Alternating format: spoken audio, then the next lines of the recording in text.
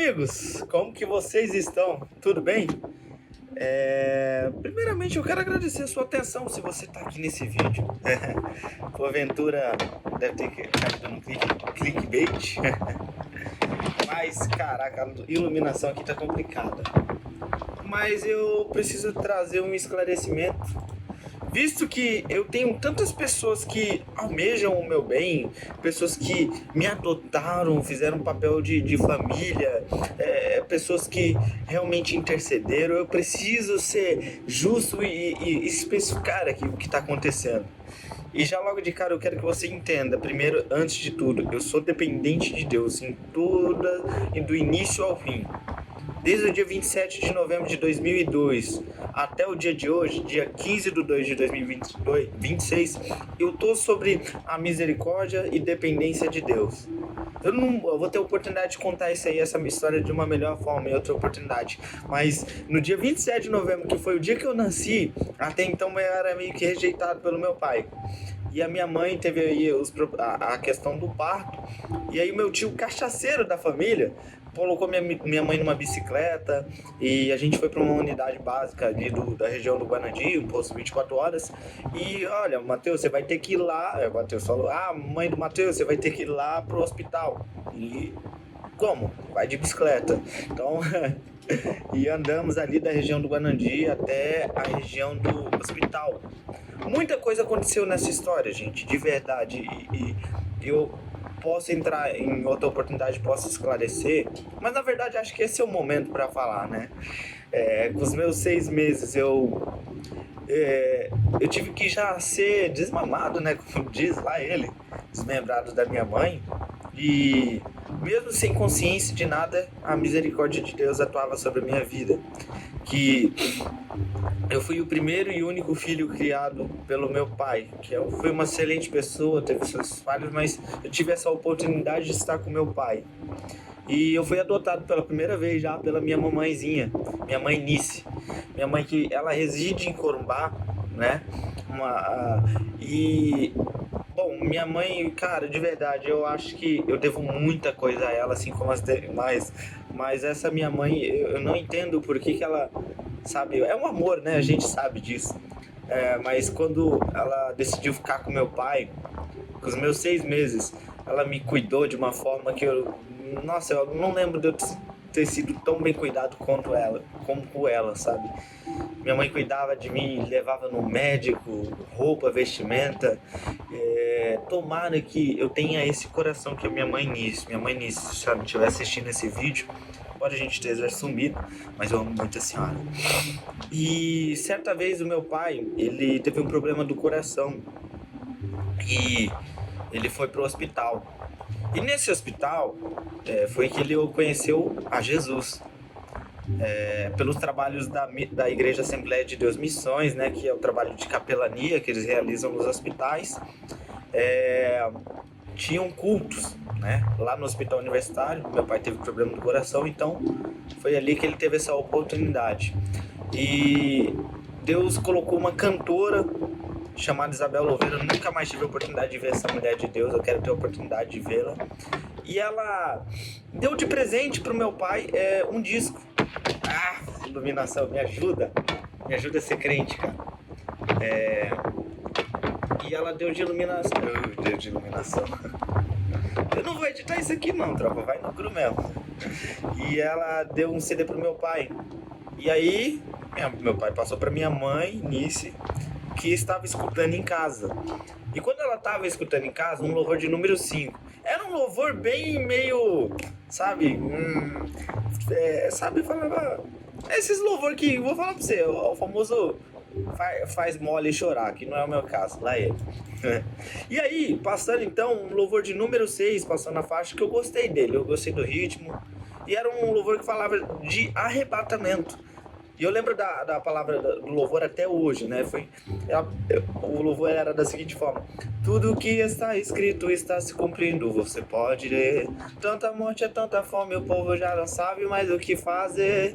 Tanta morte e desespero, já não sei mais o que dizer. Estamos na última hora, Jesus Cristo breve vai aparecer. Ai, eu não quero ficar quando Jesus voltar no arrebatamento. Quero subir com ele, estar junto dele, pois ele é justo e fiel. Sei que o meu alvo não é aqui, mas é o céu. Resumindo, bem rápido, tá? Mas era uma canção que falava de arrebatamento. E aí, na outra semana, em algumas semanas depois, eu não vou saber especificamente, né? Não me recordo. Eu tinha meus 6 anos. Eu fui à igreja pela primeira vez, lá ali na Avenida das Bandeiras. Pastoreado por um pastor peruano, né? Uma hora eu vou entender melhor como que aconteceu esse rolê. E era uma quinta-feira, né? E eu vi que tinha uma criança cantando. E geralmente, você concorda comigo, talvez hoje em dia seja diferente, mas a princípio uma criança de 6 anos vai num lugar desse, ela vai ficar mais acomodada, vai ficar tímida, principalmente hoje em dia por conta do celular, né? Mas eu falei pra minha mãe, eu quero cantar. E eu nunca tinha cantado, nunca tinha ido em nenhum lugar assim, tá ligado? E bom, meu pai e minha mãe, não sei também, cara, o amor que eles tinham a mim. Na outra semana eles me levaram lá pra cantar. E foi cômico, né? Que no começo, na verdade, a gente foi na igreja errada no mesmo dia. Aí a gente foi lá e eu louvei esse louvor que falava de arrebatamento. E as coisas foram gradativamente acontecendo.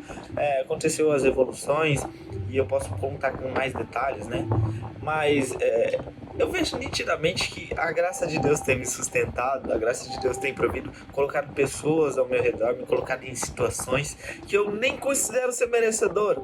Por exemplo, uma delas é eu falar inglês e espanhol. Não entendo, né? Esse tempo que eu tive o privilégio de atuar lá na Semadem, na Secretaria Missionária da Igreja, comuniquei com alguns pessoal de outros países, né? No idioma, no espanhol, no português, no inglês. Não entendo por que eu tenho... entendeu? E as demais outras coisas. Eu não vou focar tanto nisso aí, porque eu fiz muita cagada na vida e eu posso detalhar elas em outra melhor oportunidade. Mas eu quero que você entenda que gradativamente, todos os dias, a todo custo, eu preciso disso aqui, ó. Eu preciso focar nisso aqui. Às vezes eu faço umas cagadas, erro, sabe? Mas eu preciso disso, eu sou dependente disso. É isso que me molda, é isso que faz com que eu tenha uma ideia de que estou fazendo certo, de que eu estou fazendo de errado, sabe? Mas, entretanto, todavia, meus amigos, em 2023, em janeiro, né? Eu lembro que eu fui pela primeira vez no túmulo do meu pai e eu tinha uma imagem muito de me preocupar com o que as pessoas pensavam, né? Eu tinha um complexo inferior, nossa. E eu lembro que eu fui no túmulo do meu pai pela primeira vez e eu cheguei lá, na verdade, nem o nome do meu pai estava escrito lá. Quase 10 anos, tipo, o cara morreu ali. E eu queria manter uma imagem de meu pai, que eu não sei o que, papapá. Mas, mano, meu pai nem tá aqui, tá ligado? Vira o disco, vai ver teu propósito. E eu herdei uma personalidade muito legal, algumas coisas legais do meu pai, alguns dons, alguns talentos, a comunicação, um coração muito bom. Mas também os Deus do meu pai, cara. E foi um dia de janeiro, quebrei esse tabu. Procurei meu amigo Adair, que é um amigão, cara, de hoje é uma bênção no setor. E desde de janeiro de 2023 estávamos aí cultuando, né? Teve uns doidos que confiou liderança na minha mão, que é só falando de Deus mesmo, para entender quanto aprendizado, quanta resistência e quanto privilégio, sabe, de estar à frente de uma liderança. E, claro, frente não, né? Porque, na verdade, a gente é tudo por meio dele. E, em suma, nesses 3 anos, eu conheci pessoas maravilhosas, abençoadas, eu fiz amigos, eu realmente vivenciei cada processo e eu posso testemunhar uma cura que vivenciei ano passado, lá no período que eu tive o privilégio de servir lá na Secretaria de Missões, na Semademes.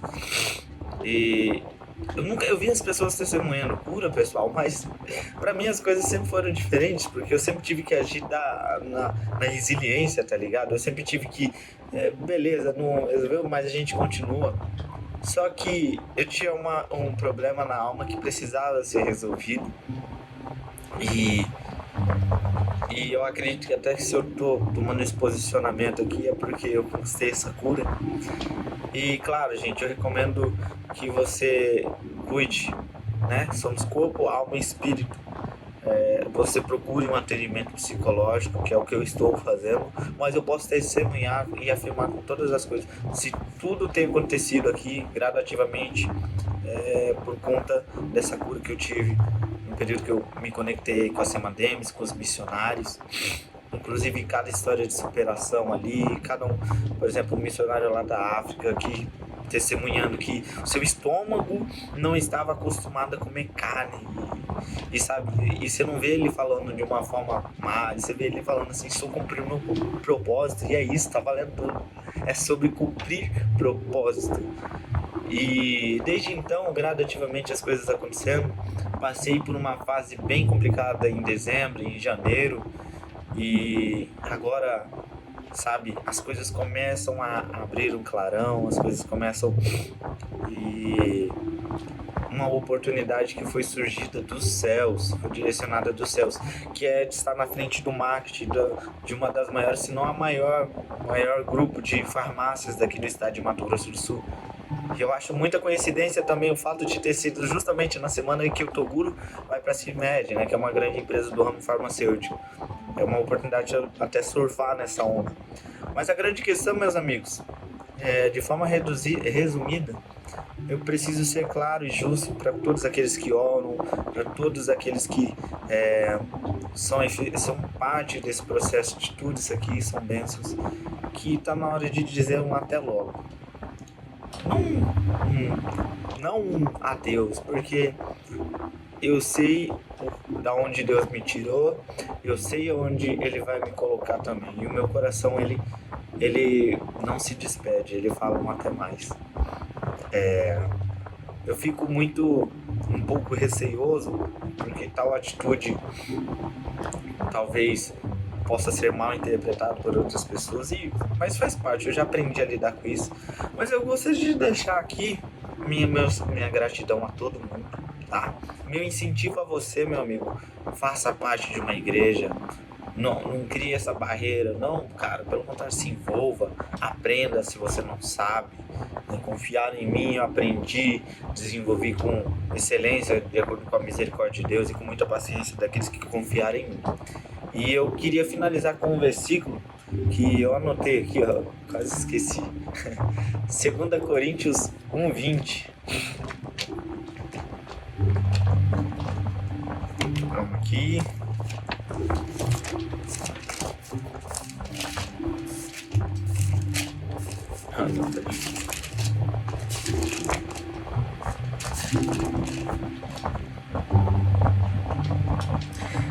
Porque é o sim de todas as promessas de Deus.